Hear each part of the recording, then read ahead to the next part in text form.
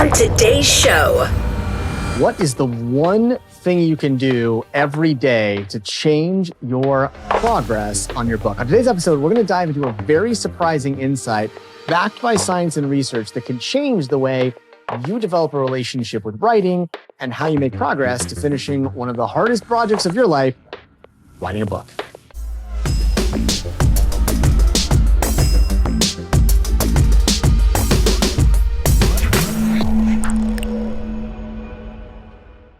Researcher Teresa Mobley wanted to understand what were some of the things that made people feel more positive when they were working in their job. And in this one, she found a very interesting, surprising insight. And that was people who reflected every day on progress they'd made, what they'd moved forward on every single day, thought about it, looked at it, were actually much more satisfied with their work and continued to make more progress in the work. Dan Pink is an author who studies motivation, in fact, a multi-time New York Times bestseller.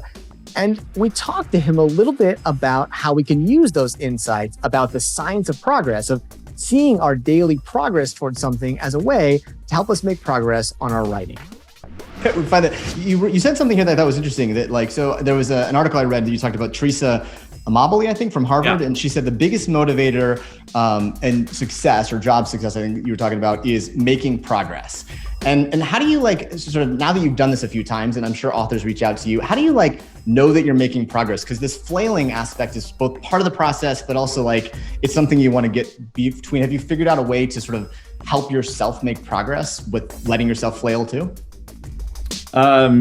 Yes and no. One of the smartest things I've done in the last 10 years in terms of my personal work habits is I have established, and it's from Teresa's work, I have established a progress ritual at the end of every day. And one of the, so let me give you instead of giving you a coherent, crisp, usable takeaway, let me offer you a long-winded theoretical explanation of what girds this. So one of the problems, so what Mobley's work shows is that the single biggest day-to-day motivator on the job is making progress and meaningful work, okay? The days we make progress, we feel pretty good. The days we don't make progress, we don't feel so good. One of the problems is that we don't always have a good sense of our progress. And this is even more true when we're mediated by Zoom, and it's almost inherently true for people in the solitary profession of writing.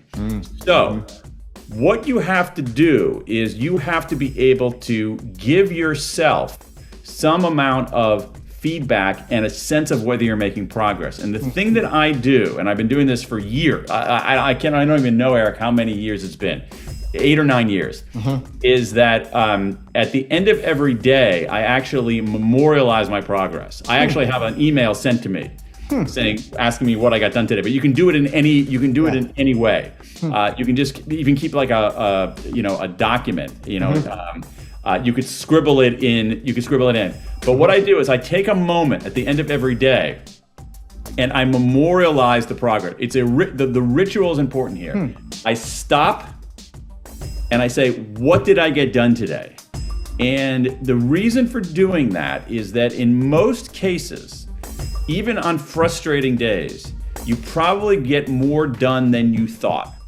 All right, and you have to just you think because you tend to be, what ends up being salient are the things that you failed on or things you didn't get done, rather than the things that you actually knocked out. And so I take it's literally 45 seconds at the end of every day.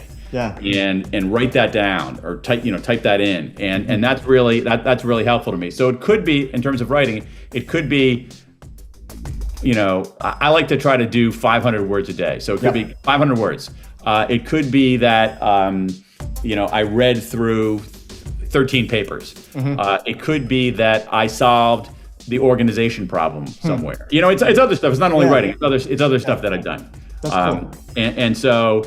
And that habit is important because we don't we don't have a sense of the progress that we're making. So it's like a 45-second ritual that I found really, really useful. I'll tell you something interesting on that one too. So one of the things that we learned. So the first time I ever taught this one, the success rate was pretty good, but we kind of were trying to figure it out. That same thing of like people who got off track, they never could figure out progress.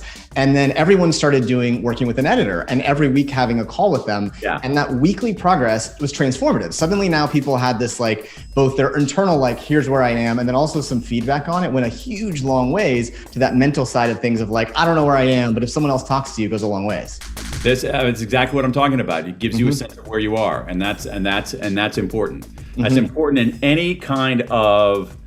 I think it's important in any kind of long-term project. But I think it's actually really important in writing a book because your outline changes and you're not sure like when you're done. If you're doing 100 push-ups and you've done 27 of them, you're a little over a quarter of the way done and you have a little less than 3/4 of the way left. But a book is not like that. Yeah. I don't think I could do 100 push-ups right now. So I'm not going to even try. But so on that note a little bit, as Dan Pink tells us, it's not how much you wrote. It's just that you reflect on what you did that day, what you accomplished. And oftentimes it's not even word count that matters. Much more of the things that matter and making progress is that daily check-in. So the big thing that I would tell you if you want to change one thing in your life to help you make more progress on a book is to do a daily reflective on what progress you made towards your book. Number one. So set a calendar reminder at the end of the day, maybe the end of the workday, the end of the evening or in the morning, whatever time it is, it's just 5 minutes when you can reflect on the progress you've made. So number one, you have to have that daily reflective just to look at is what you accomplished in the prior 24 hours. And again, don't worry about sort of whether it's a big thing or all. You just want to have that moment to reflect. Number two, you want to redefine what is progress when writing a book.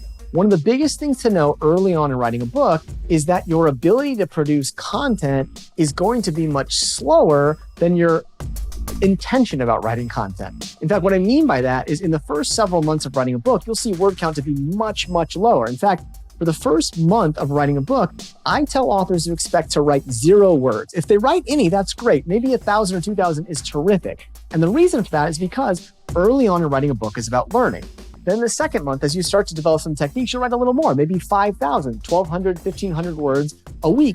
And then once you figure out what to write and how to write, you see writing accelerate. So don't use word count as your guide. Instead, focus on the time you're spending, the thinking you're doing, or what you've gathered in that way. So number one, set a reflective. And number two, don't define your progress based on the fact that you didn't necessarily write as many words you thought. Because most of us, when we start writing, do not make a ton of word count progress.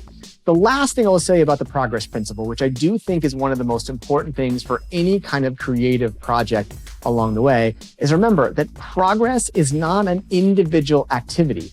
And so a big important thing to remember is that to sort of set goals and expectations. For me, one of those big steps was telling my wife when I plan to write and letting her ask me about it afterwards, not getting offended or distracted by it. But I started telling her Monday, Wednesdays, and Thursday nights after my kids went to bed was going to be my writing time. Whether I spent 15 minutes or 3 hours, or sometimes long in the evening here, at least I had it on my calendar. I could check, did I make it in there? And I could talk about it with her. Progress is not necessarily just about our own internal progress. It can also be about how we communicate that progress with others. And that's one of the key things about progress.